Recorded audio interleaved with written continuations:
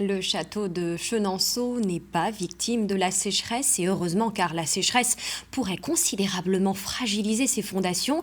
Pour éviter cela, les barrages sont relevés pour assurer au château un miroir d'eau. Cette situation fait le bonheur des visiteurs du site comme nous l'expliquent Nathanaël Lemaire et Joanne Girardot. Malgré la situation alarmante des cours d'eau dans notre région, le bief de Chenonceau, sur le Cher, ne connaît pas la crise. Pour maintenir le prestigieux château les pieds dans l'eau, les barrages sont levés et offrent en pleine sécheresse 3 km de rivière paradisiaque.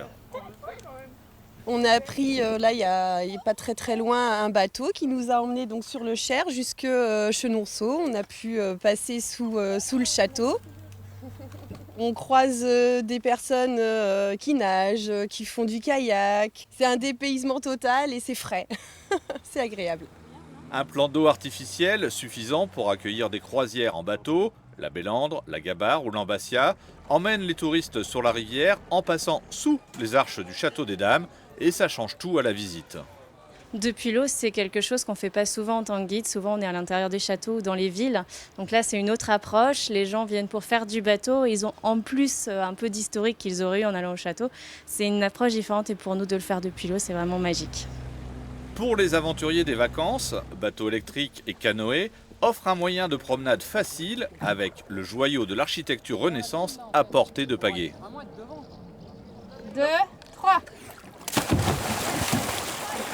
Et il n'y a pas que le château qui a les pieds dans l'eau.